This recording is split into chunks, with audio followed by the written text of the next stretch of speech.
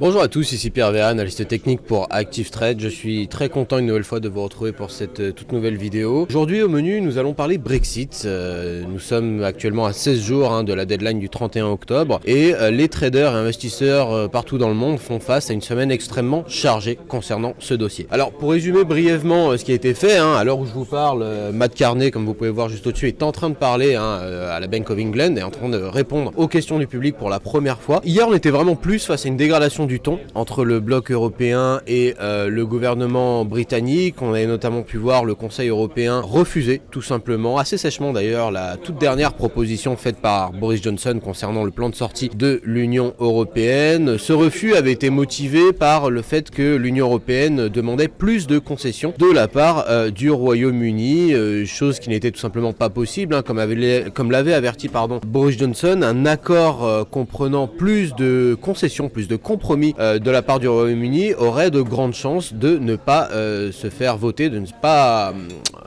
pas avoir l'approbation du Parlement britannique. Comme vous le savez, l'accord doit absolument être approuvé par le Parlement avant d'être entériné. On est face à une semaine chargée, pourquoi? Puisque aujourd'hui le ton a changé. Le ton a changé, à l'heure où je vous parle, il semblerait en tout cas que Michel Barnier avait ouvert les hostilités ce matin en disant qu'un accord était toujours possible cette semaine. Je rappelle également qu'à la fin de la semaine, nous avons le fameux sommet européen, jeudi et vendredi, qui se tiendra donc juste avant finalement le vote du Brexit par le Parlement britannique qui aura lieu donc le samedi 19 octobre. Je rappelle que si jamais Boris Johnson venait à échouer, justement à perdre en tout cas le vote du Parlement lors du vote de samedi, il serait contraint par la loi britannique de demander une extension de l'article 50 et donc une extension finalement de la deadline, de cette fameuse date butoir du 31 octobre, ce qui repousserait bien évidemment l'échéance beaucoup plus loin. Alors, c'est la semaine de tous les dangers, pourquoi? Puisque un accord doit être trouvé cette semaine, un accord doit être approuvé cette semaine par le Parlement. S'il ne l'est pas, on aura une extension de l'article 50 et donc de la fameuse date butoir du 31 octobre et par conséquent un prolongement justement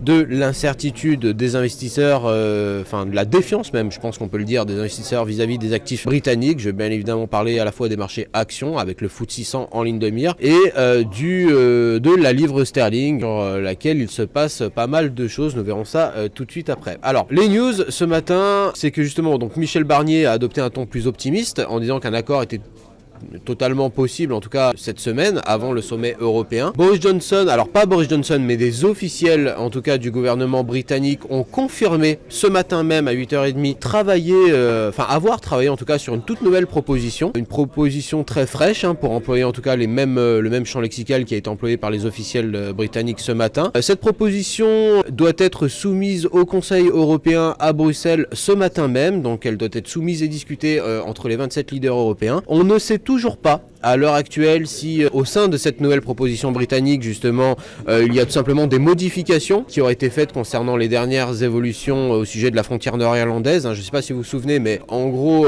la dernière proposition britannique tablait justement sur une sorte de double frontière, voilà, à la frontière nord-irlandaise, une solution à double frontière, voilà, qui se tiendrait pendant 4 ans, pendant cette fameuse période de transition à l'issue de laquelle justement l'Irlande du Nord sortirait tout simplement de l'union douanière européenne. Alors on ne sait pas justement si cette nouvelle proposition britannique vise à modifier les conditions d'application de cette frontière à deux niveaux, de cette double frontière comme on pourrait l'appeler, ou si justement elle propose une solution totalement fraîche, totalement différente de ceux qui avaient déjà été proposés jusque-là. On n'a pas encore les détails, bien évidemment, lorsqu'on les aura, on les communiquera incessamment sous peu, mais en tout cas voilà, pour l'instant on est vraiment dans une optique optimiste. Le gouvernement britannique, en tout cas Boris Johnson, avait averti qu'il n'y aurait pas de renégociation de l'accord. Au final, c'est ce qui se passe. On est vraiment face du coup à un bloc britannique qui n'a pas envie d'étendre la période, cette fameuse deadline du 31 octobre et qui a envie vraiment de trouver un accord commercial avec le bloc européen. Alors ce matin, hormis ce gros driver qu'on a sur les marchés britanniques, on a eu quelques annonces, notamment à 9h30 heure de Greenwich, donc 10h30 heure de Paris, avec notamment les salaires moyens qui ont très légèrement baissé. Ils étaient prévus à 4%. Le dernier était à 3,9%. Le chiffre actuel est sorti à 3,8%. 3,8%, donc une très légère baisse. On a eu également une augmentation, une hausse finalement du taux de chômage. Alors une hausse somme toute légère, puisque le dernier relevé en tout cas du taux de chômage était de 3,8%. On prévoyait justement un taux inchangé à 3,8%. Or il est sorti ce matin à 3,9%. Les impacts sur à la fois la livre sterling et les marchés actions avec le FTSE 100 en ligne de mire restent très limités pour l'instant. Je pense, en tout cas on pense surtout ici que vraiment le plus gros driver reste celui du Brexit. Comme je l'ai dit, c'est vraiment la semaine de tous les dangers pour tous les investisseurs évoluant autour de cette affaire-là. C'est vrai que pour l'instant, en tout cas, tant qu'on n'aura pas de news de la part de Bruxelles concernant cette toute nouvelle proposition d'accord de la part du Royaume-Uni, je pense pas que les niveaux de volatilité resteront vraiment fous. On n'aura pas non plus de vraie directionnalité, je pense, sur à la fois le marché des devises avec l'euro GBP, le GBP USD et celui des actions. On va d'ailleurs faire un petit tour technique justement sur les actions. Comme vous pouvez voir, on a donc ce fameux graphique du FTSE 100 en données horaires que je suis en train de vous partager là. On a des prix qui s'articulent bien dans une tendance haussière, enfin qui se trade au-dessus d'une ligne de tendance haussière depuis début octobre. Donc la tendance à court moyen terme reste haussière. Tout récemment, on a des prix qui ont validé comme ce qui pourrait s'apparenter à une figure en drapeau, comme vous pouvez le voir là, symbolisé par la borne haute en trait bleu discontinu. Donc on a un marché qui s'est affranchi de cette zone de résistance qui fait désormais, enfin qui est en train d'être testé comme une zone de support actuellement. Des prix qui sont allés chercher les 7255 points, ont retracé jusqu'à 7200 points et voilà, des prix qui flirtent tout doucement autour de cette fameuse zone techniquement et psychologiquement assez forte des 7200 points. Comme vous pouvez le voir à l'heure actuelle, on a vraiment des prix qui sont en train de tester cette zone là. Le marché se trade actuellement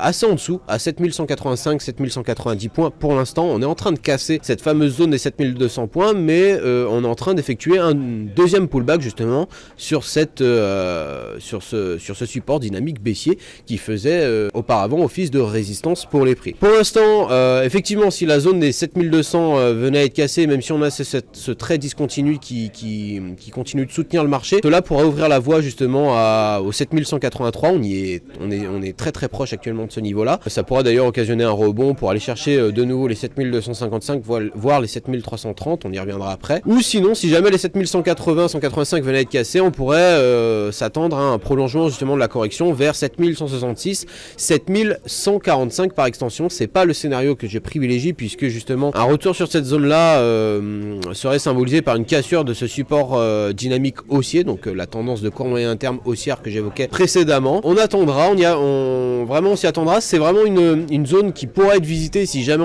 on constate des gros spikes haussiers sur la livre sterling. Comme vous le savez, justement le FTSE 100 est essentiellement composé de grands groupes exportateurs auxquels une hausse substantielle de la livre sterling serait préjudiciable, puisque ces grands groupes exportateurs seraient soudainement bien moins compétitifs à l'international.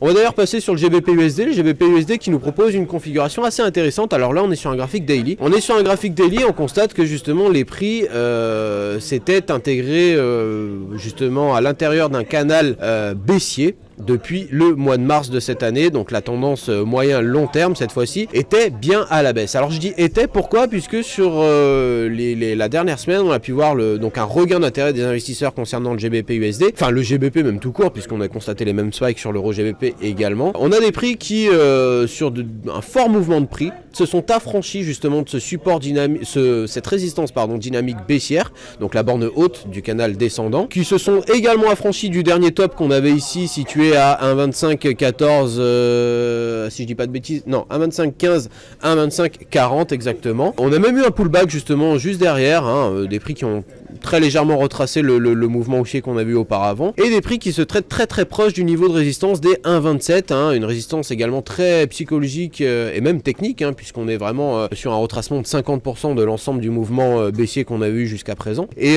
pour l'instant, en tout cas, même si c'est vrai qu'on est très proche d'un niveau de résistance clé, mais la tendance reste à la hausse. Enfin, en tout cas, la tendance baissière a été invalidée. Le marché effectue des plus bas et des plus hauts de plus en plus haut, donc on se trouve dans une tendance haussière de court terme. Reste maintenant à savoir si justement justement le niveau des 1,27 devrait être franchi assez prochainement par les prix. Si jamais ce mouvement venait à être franchi, il pourrait assez rapidement ouvrir la voie au 1,2840, hein, symbolisé par les 61,8% de retracement de Fibonacci, 1,3050 hein, à 76,40% et enfin le retracement total de 100% à 1,3380. On est loin de ces choses-là, mais si jamais un accord venait à être trouvé aujourd'hui ou même dans la semaine avant le sommet européen de jeudi et de vendredi, on pourrait à mon avis très certainement constater à une accélération du mouvement en cours, un mouvement qui est déjà assez fort hein, comme on peut le voir sur les 3-4 dernières bougies.